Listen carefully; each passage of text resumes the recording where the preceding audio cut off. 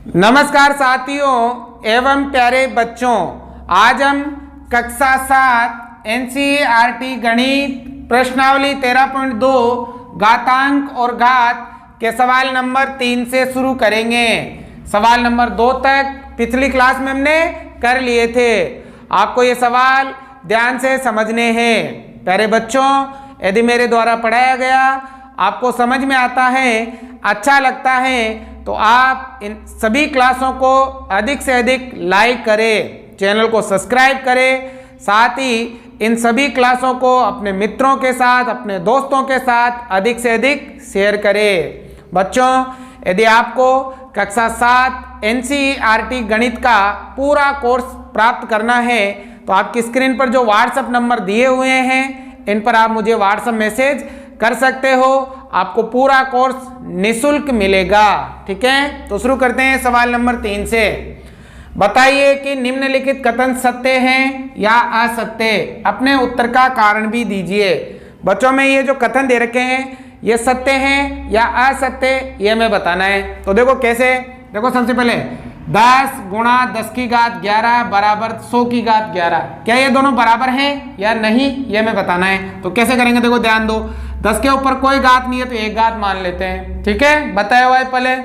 देखो यहाँ पर आधार समान है, चिन्ह गुणा का है, तो घातें जुड़ जाती हैं। नियम है, अगर ये देखो ये तो है आधार, ये घात, ये आधार, ये घात, तो अगर आधार समान संख्या गुणा में तो घातें जुड़ जाएगी। तो यहाँ लिख सकते हैं 10 की घात 1 प्लस 11 और बराबर में कितना भाई 100 की घात 11।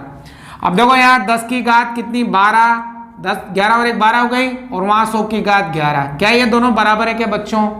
यहाँ तो आधार 10 है और यहाँ आधार 100 है, यहाँ घात 12 है और यहाँ घात 11 है। आधार असमान, घातें भी असमान, इसलिए ये दोनों बराबर नहीं है। बराबर नहीं है इसका मतलब ये क्या है, असत्य हैं। क्या है बच्चों? असत्य। कारण क्या लिखोगे? क्योंकि यहाँ पर आधार समान नहीं है, घातें भी समान नहीं है, इसलिए ये दोनों बराबर नहीं होंगे। बात समझ में आ गई? क्योंकि देखो यहाँ 10 है, यहाँ 100 है, यहाँ 12 है घात, यहाँ 11 है, न तो आधार समान नहीं घात समान, इसका मतलब दोनों बराबर कैसे हो सकते हैं? नहीं हो सकते ना, इसलिए कथन क्या हो जाएगा? असत्य हो जाएगा। 2 की घात 3 बड़ी है 5 की घात 2 से। क्या ये वाला नंबर इससे बड़ा है, ये हमें बताना है। तो कैसे बताएंगे, देखो ध्यान दो। देखो बेटा 2 की घात 3 का मतलब क्या है? 2 गुणा 2 गुणा 2। 2 को कितनी बार गुणा? 3 बार। बड़ा है 5 की घात 2 का मतलब 5 गुणा 5। ठीक है, अब देखो 2 दूनी 4, 4 दूनी 8। ठीक है, 2 दूनी 4, 4 दूनी 8 और 50 25। ठीक है, क्या ये वाला नंबर इससे बड़ा है क्या? 8 25 से बड़ा है क्या? नहीं है। कथन क्या हो जाएगा? असत्य, गलत है। ये वाला बड़ा है और ये वाला छोटा है। अगर यहाँ ऐसे होता ना तो ठीक है। ठीक है ना बेटा, मतलब ये जो चिन्ह है ना, इसका मुख जिस तरफ खुला हुआ है वो बड़ा होता है। देखो इस तरफ खुला हुआ है तो ये बड़ा है क्या? नहीं है। इस तरफ बंद है तो ये छोटा है क्या? नहीं है। इसका मतलब कथन क्या है? असत्य। ऐसे होता तो सत्य हो जाता। ठीक है ना, तो ये असत्य हो जाएगा। अब देखो यहाँ पर 2 की घात 3 गुणा 3 की घात 2 बराबर 6 की घात 5। हमें बताना है कि यह दोनों बराबर हैं क्या। तो देखो यहाँ 2 की घात 3 का मतलब तो क्या होगा? 2 गुणा 2 गुणा 2। ठीक है, और 3 की घात 2 का 3 गुणा 3 बराबर। अब 6 की घात 5 का 6 गुणा 6 गुणा 6 गुणा 6, या ऐसे कर, हाँ 6 गुणा 6 गुणा 6 गुणा 6 5 बार। ठीक है ना, अब गुणा करो। 2 दूनी 4, 4 दूनी 8, 8 तो ये हो गया भाई, 3 तिया 9, ये हो गया। अब देखो 6 गुना का 36, 6 गुना का 36 गुणा 6, 9 8 72। अब क्या ये दोनों गुणा, ये गुणा करने पर 72 ही आएंगे क्या? ये गुणा करने पर 72 आएंगे क्या? ज्यादा आएंगे ना, तो यहाँ बराबर नहीं होंगे। अरे भाई 36 को 36 से फिर 6 से गुणा करोगे तो 72 ही आएगा क्या? नहीं आएगा ना, तो जो भी नंबर आएगा वो इसके बराबर नहीं होगा। इसका मतलब कथन क्या हो जाएगा भाई? असत्य हो जाएगा। कारण ये आप हल कर रहे हो तो ये कारण भी यही है। ठीक है ना, असत्य हो जाएगा ना, क्योंकि 9 8 72 ही होगा इधर, तो भाई उधर तो ज्यादा आएगा, इसका मतलब बराबर नहीं होगा, असत्य। अब देखो यहाँ 3 की घात 0, इसका उत्तर क्या होता है बेटा 1। 1000 की घात 0 का उत्तर भी 1। नियम था किसी भी संख्या की घात 0 हो तो उसका उत्तर 1 आता है, चाहे संख्या 3 हो चाहे संख्या 1000 हो। इसका मतलब दोनों बराबर हैं तो कथन क्या हो जाएगा, कथन हो जाएगा भाई सत्य। आ गया समझ में? तो ऐसे करने उतारो पहले। सवाल नंबर 4, निम्नलिखित में से प्रत्येक को केवल अभाज्य गुणनखंडों की घातों के गुणनफल के रूप में व्यक्त कीजिए। बच्चों ये सभी जो दे रखे हैं इनको अभाज्य गुणनखंडों के गुणनफल की घातों के रूप में व्यक्त करना है। अभाज्य मतलब जिसमें किसी का भी भाग नहीं जाता हो, तो बहुत ही आसान है, ध्यान से समझना है। पहले तो ये जो नंबर दे रखे हैं इनके गुणनखंड कर लेंगे, फिर उनके घातों के रूप में लिखेंगे। कैसे, ध्यान दो। सबसे पहले देखो 108 के टुकड़े करेंगे। 108 के गुणनखंड जानते हो ना, गुणनखंड करना। पीछे 8 आ रहा है तो 2 का भाग जाएगा भाई, 2 पंजो 10, 4 दूनी 8, 2 का भाग 54 बार, फिर 2 का भाग जाएगा भाई, 2 दूनी 4, 1 बच गया, यहाँ 1 लगाते 14 हो गए, 7 दूनी 14। अब 3 का भाग जाएगा भाई, क्योंकि 7 आ गए ना पीछे, 3 9 27, फिर 3 का 3 तिया 9, फिर 3 का 1 बार।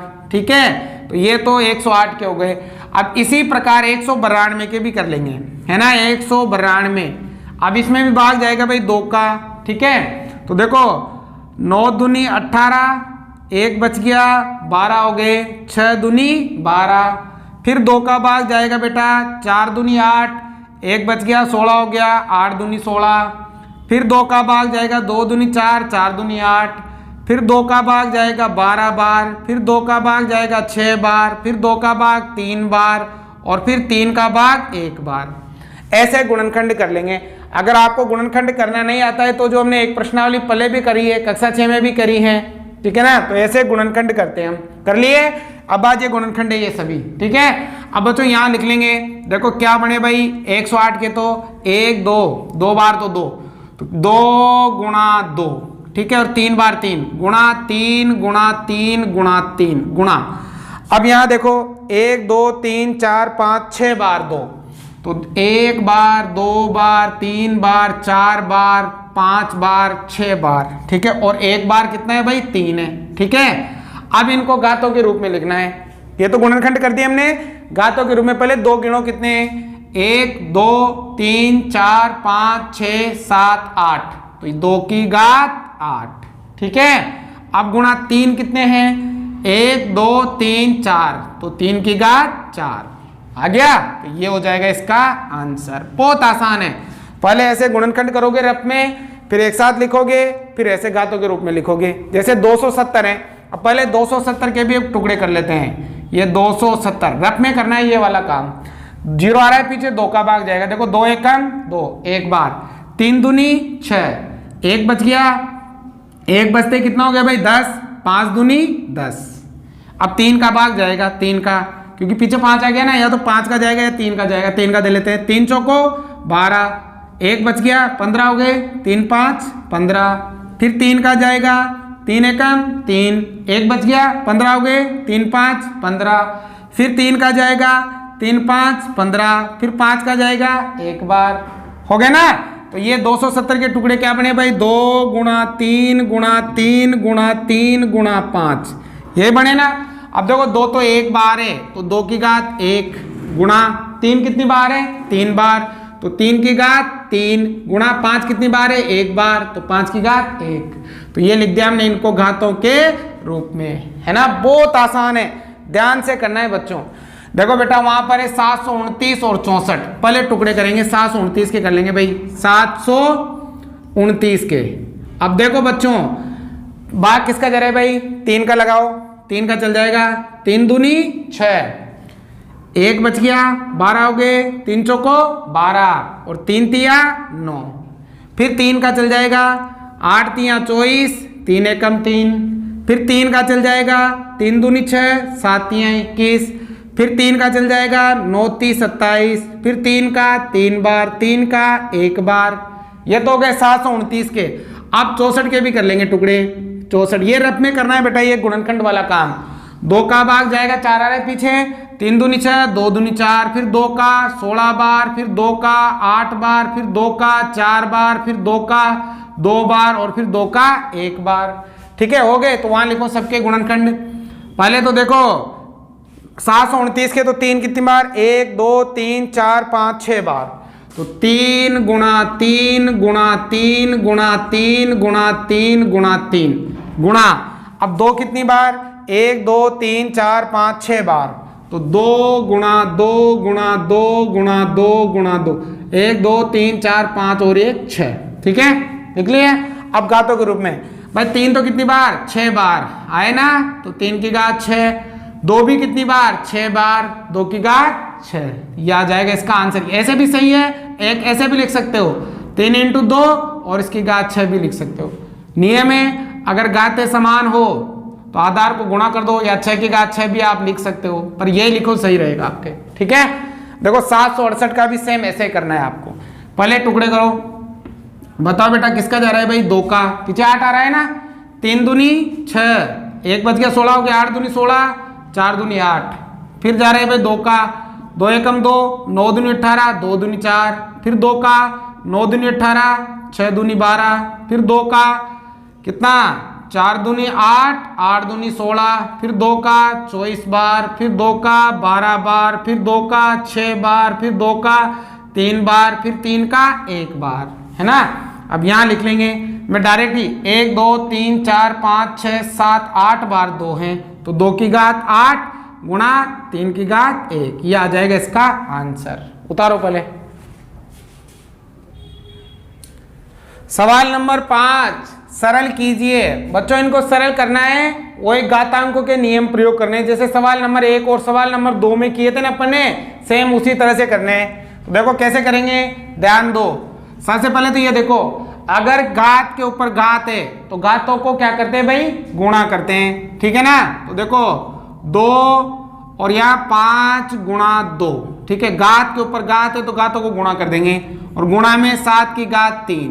ठीक है, अब देखो नीचे 8 की घात 3 है, तो बच्चों क्या हम 8 के टुकड़े कर सकते हैं, 8 के गुणनखंड कर सकते हैं ना, ऐसे देखो 8 में 2 का भाग 4 बार, 2 का भाग 2 बार, 2 का भाग 1 बार, हो जाएगा ना।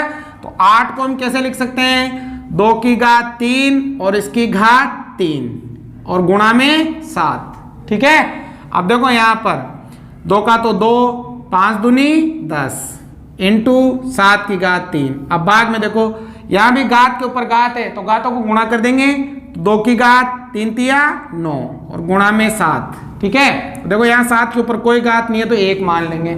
ठीक है ना। अब देखो यहाँ आधार समान संख्या भाग में तो घातें घटेगी, यहाँ भी आधार समान संख्या भाग में तो घातें घटेगी। बटेगा मतलब भाग में होता है ना, तो क्या आ जाएगा, 2 की घात 10 माइनस 9 गुणा 7 की घात 3 माइनस 1। ठीक है, अब 2 की घात 10 में से 9 गया तो 1, 7 में से 7 की घात 3 में से 1 गया तो 2, ये आ गया इसका आंसर। आ गया समझ में। अब देखो नेक्स्ट ये वाला यहाँ भी ऐसा ही करना है। पहले 25 है, 25 के टुकड़े कर सकते हैं, कर दो भाई। 25 को घातांक के रूप में 5 का भाग 5 बार, 5 का भाग 1 बार, तो 25 को लिख सकते हैं 5 की घात 2 गुणा 5 की घात 2 गुणा t की घात 8। अब भाग में चाहे तो 10 के भी टुकड़े कर सकते हो, आप कर सकते हो ना। कैसे, 10 को कैसे लिख सकते हैं, 2 × 5 लिख सकते हैं ना, 2 की घात भी 3, 5 की घात भी 3। ठीक है ना भाई, 10 के ऊपर 3 है ना, तो 10 को हम क्या लिख सकते हैं, 10 को 2 × 5 लिख सकते हैं ना। अरे भाई 10 के टुकड़े करोगे तो 2 का भाग 5 बार, 5 का भाग 1 बार, तो देखो 10 को हम लिख सकते हैं 2 की घात 3, 5 की घात 3 और t की घात 4। ठीक है, अब देखो ऊपर आधार समान है, संख्या गुणा में है तो घातों को जोड़ देंगे, तो 5 2 + 2।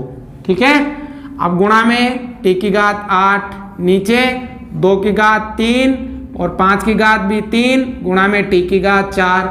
अब देखो यहाँ पर 5 2 और 2 कितना हो गया भाई 4 गुणा में t की घात 8 बटा 2 की घात 3, 5 की घात 3 और t की घात 4। अब देखो आधार समान और भाग में घातें घटेगी, आधार समान और भाग में घातें घटेगी। तो देखो यहाँ पर 5 की घात 4 में से घटेगा 3, गुणा t की घात 8 में से घटेगा 4 और नीचे रह जाएगा 2 की घात 3। अब देखो 5 की घात 1, t की घात 4 और 2 की घात 3 इसका आंसर आ जाएगा, क्योंकि अब आगे हल होगा ही नहीं।